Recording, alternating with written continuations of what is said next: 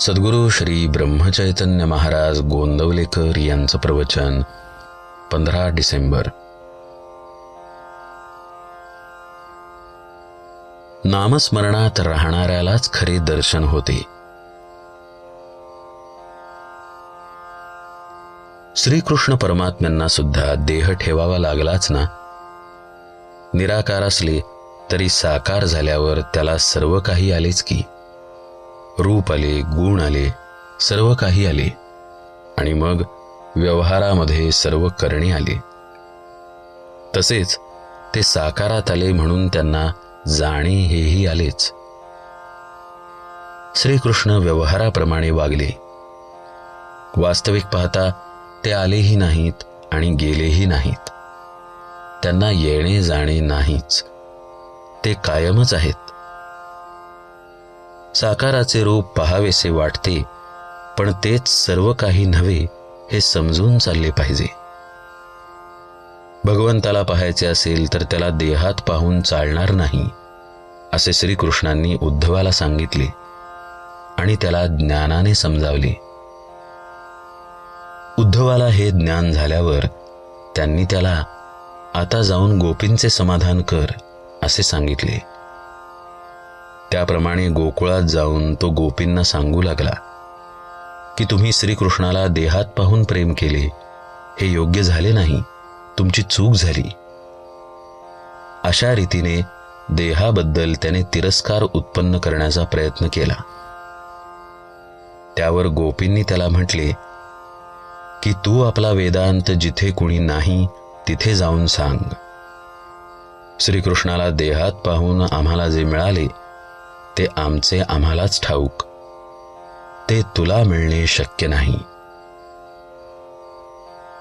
गोपींनी श्रीकृष्णावर जे प्रेम केले ते देहाला विसरून केले.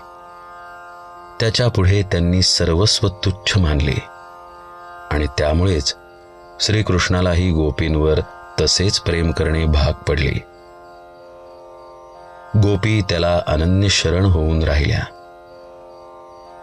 तसे प्रेम करावे.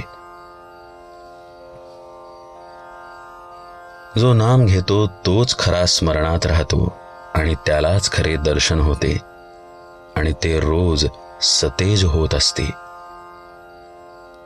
देहाचे दर्शन हे विसरणारे असते, म्हणून नाम घेत राहा म्हणजे खऱ्या दर्शनात राहाल. सगुण मूर्ती नेहमीच आपल्याजवळ राहणे शक्य नसते, पण तिची खूण भगवंताच्या नामात आहे. म्हणून आपण नाम घेतल्यावर भगवंत आपल्या जवळ असल्यासारखा आहे. भगवंत सगुणामध्ये असताना रावणाची किंवा दुर्योधनाची बुद्धी पालटू शकले नाहीत. सगुण अवताराने वासना किंवा बुद्धी पालटण्याचे कार्य होऊ शकत नाही. सद्बुद्धी उत्पन्न करण्याचे सामर्थ्य फक्त भगवंताच्या नामातच आहे. व्यवहारामध्ये सुद्धा आपण बघतो की रूप गेले तरी नाम शिल्लक राहते. म्हणूनच राम, कृष्ण इत्यादी सर्वजण शेवटी नाहीसे होऊन केवळ नाम तेवढे शिल्लक राहिले. नाम हे स्थिर आहे, रूप हे सारखे बदलणारे आहे.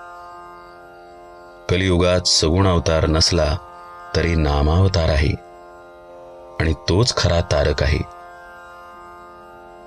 नामाकरिता नाम घ्या की त्यात राम आहे हे कळेल. भगवंताजवळ काय मागावे? तुझे प्रेम मला लागू दे, हेच त्याच्याजवळ मागावे. जानकी जीवन स्मरण जय जय राम.